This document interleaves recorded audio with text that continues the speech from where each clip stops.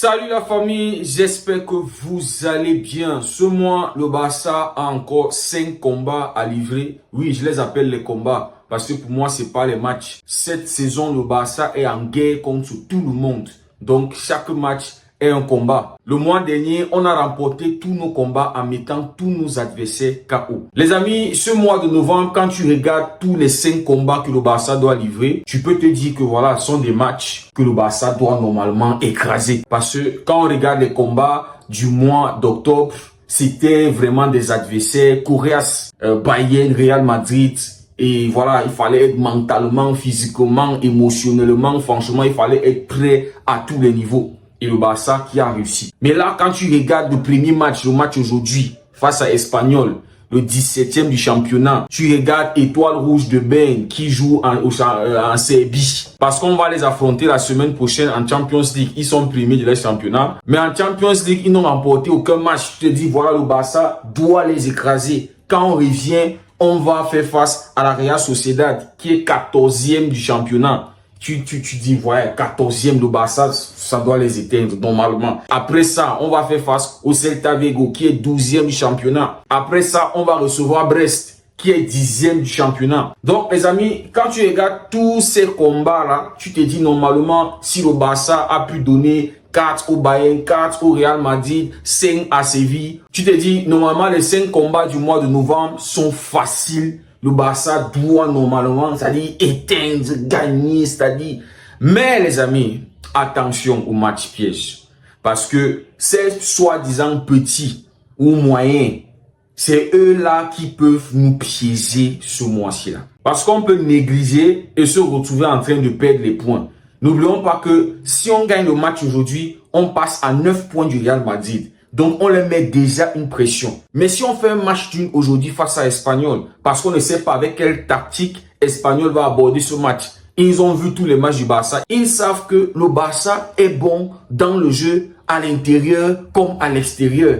C'est-à-dire, tu as des joueurs qui peuvent jouer entre les lignes comme les Olmo, Pedri, tous ces gars-là. Et tu as les joueurs comme les Rafinha qui peuvent te faire du mal dans les transitions. Lamine Yamal, Pau Kubasi, Lewandowski. Donc, ils ont pris le temps de bien voir comment le Barça joue. Donc, on ne sait pas avec quelle tactique ils vont aborder ce match. Les gars peuvent te faire une ligne de défense, te fermer tous les espaces et tu te retrouves en train de faire un match, en train de perdre 2 points. Et là, c'est avantage au Real Madrid.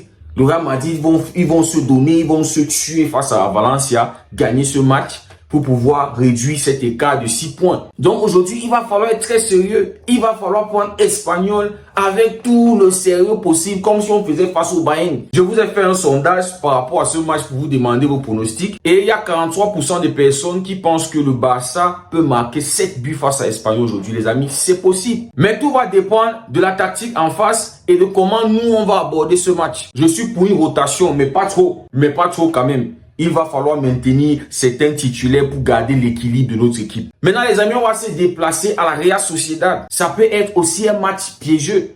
Ça peut être aussi un match où on peut se voir perdre 2 points. On se rappelle du match piège face à Osasuna, où on a perdu 3 points carrément. Donc, même si cette saison, la Real Sociedad, ça ne va pas très bien chez eux, ça reste un match à l'extérieur. On va chez eux. Et là-bas, ils peuvent se donner tous les moyens, ils peuvent se servir de l'énergie du public, ils peuvent se transformer. Et comme je dis toujours, ils sont préparés au style du jeu du Barça. Donc, ça peut être des matchs comme ça où on se dit 14e, le Barça doit éteindre le Barça et on se retrouve en train de perdre les points. Donc, c'est encore un autre match où il va falloir aborder avec tout le sérieux du monde parce que je suis à l'extérieur.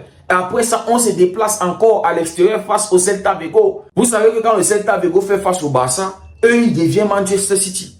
Oui, les amis, on se rappelle. Celta Vigo, quand il vient jouer face au Barça, ils prennent ce match-là au plus grand sérieux possible. Sérieux, c'est-à-dire, c'est comme si, après ce match-là, ils vont remporter la Liga. C'est comme si c'était la finale. Eux, ils prennent ça, c'est comme si c'était en finale de la Liga. Donc, les gars comme les Celta Vigo, Sociedad et les Espagnols qui sont en train de se battre en championnat, il va falloir les prendre très au sérieux. Parce que ces matchs-là vont se jouer tactiquement. On ne sait pas avec quelle tactique ces coachs vont faire face au Barça. Et puis après, on va recevoir Brest. Brest qui ne fait que surprendre en Champions League.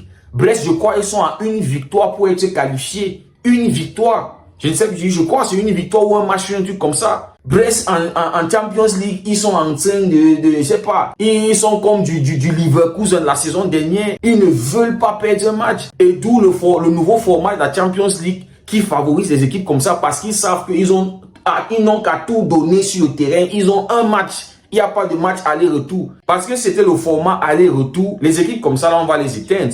Même s'ils réussissent à faire un premier match où ils sont deuxième match, tu as l'opportunité de les étudier et de les éteindre au match retour. Mais là, ils savent qu'ils ont un match. Ils n'ont rien à perdre, tout à gagner. Et c'est aussi ça quand je regarde les 5 combats du Barça en novembre. Toutes ces équipes, ils ont quoi à perdre face au Barça? Ils n'ont rien à perdre. Au contraire, ils peuvent nous nuire. Au contraire, ils ont tout à gagner. Imaginez qu'ils peuvent prendre juste un point chez un Barça qui a tapé le Bayern, qui a humilié le Real Madrid. Imaginez la joie qu'ils auront. Donc ces équipes-là, s'ils font seulement un match nul face au Barça, ça sera qu'ils vont célébrer ça comme une victoire. Donc il va falloir qu'on fasse très attention à ces combats-ci là, les amis. Très attention. On a le retour des blessés. Le Barça s'est renforcé milieu offensivement et c'est ça qui me motive pour le mois de novembre, pour les 5 combats dont on doit faire face. On peut faire des rotations au milieu de terrain et être tranquille que ça ne va pas perturber le jeu du Barça.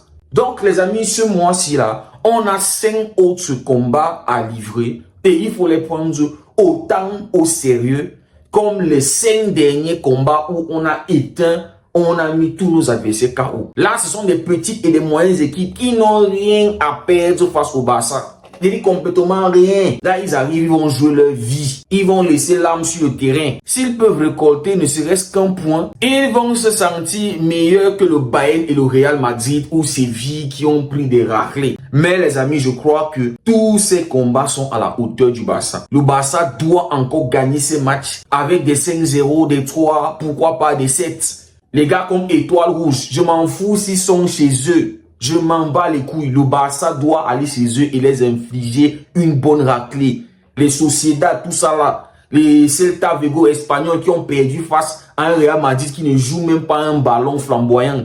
Donc le Barça doit les donner une leçon de football. Je dis bien leçon de football. J'ai dit cette saison c'est la guerre. Et tous nos adversaires, qu'ils soient grands, qu'ils soient petits, qu'ils soient moyens, on doit les battre. On doit reconquérir l'Espagne et reconquérir l'Europe. On doit reprendre notre place en Europe. Et pour cela, il n'y a pas d'amitié. Il n'y a pas de camaraderie. On ne sourit avec personne. Il n'y a pas de pitié. Même si Espagnols, c'est nos frères, on s'en fout. En 2023, on les avait relégués. Et cette saison encore, on va les reléguer, on va les renvoyer en deuxième division. Il n'y a pas de pitié, on a pitié de personne. On a actuellement le meilleur trio offensif en Europe. Et j'aimerais que ce trio continue de monter en puissance. Lewandowski qui peut déjà être pititi, 14 buts marqués en championnat. Et j'espère qu'aujourd'hui, il va encore nous claquer un doublé face à l'Espagnol comme il avait fait en 2023. Lamine Yamal doit continuer dans sa bonne forme, marquer des buts, faire des passes décisives. Il a été 8e au Ballon d'Or, donc actuellement il est attendu. Tous les yeux sont sur lui pour voir comment il va se tenir tout au long de cette saison, comment est-ce qu'il va porter le Barça. Rafinha qui est dans une très bonne forme, j'espère qu'il marque aujourd'hui ou qu'il fait une passe décisive. Donc les amis, ce mois de novembre, nos 5 combats doivent être pris avec tout le sérieux du monde, avec tout le sérieux possible. Et puis les amis, pour conclure, pour faire face à Espanyol cet après-midi, j'aimerais voir Frenkie de Jong titulaire avec Dani Olmo et Casado au milieu de terrain. Casado parce qu'il a plus de rythme que ces deux-là qui reviennent de blessure. Donc pour les aider un peu avec le sale boulot. Voilà, vous connaissez que Casado, c'est le monsieur qui est partout. Ça, voilà, tout le milieu de terrain, défense même, il est là. Donc, j'aimerais voir un Casado. On repose un gars comme Pedri qui va aller en trêve international et qui va certainement jouer encore des longues minutes là-bas. Pourquoi pas un Hector Fort aussi en tant que latéral droit, histoire de reposer Koundé un peu. Parce que Koundé encore, trêve international, il va aller jouer. Et puis offensivement, voilà, je sais pas s'il faut maintenir notre trio offensif. Mais déjà, Lewandowski, pour moi, doit être titulaire. On a eu une semaine où les gars se sont reposés. Repos mérité après des combats rudes qu'on a livrés le mois dernier. Donc, la semaine de repos a été largement méritée. Donc, comme je disais, offensivement, pour moi, Lewandowski doit jouer parce que il doit continuer à marquer. Cette saison-là, on vise de Pichichi. Si possible, on doit prendre le soulier d'or cette saison. Voilà. C'est un rêve, mais je suis permis de rêver. Les amis, dites-moi ce que vous en pensez en commentaire. Merci beaucoup d'avoir suivi la vidéo. On se dit à très bientôt et c'était Derego.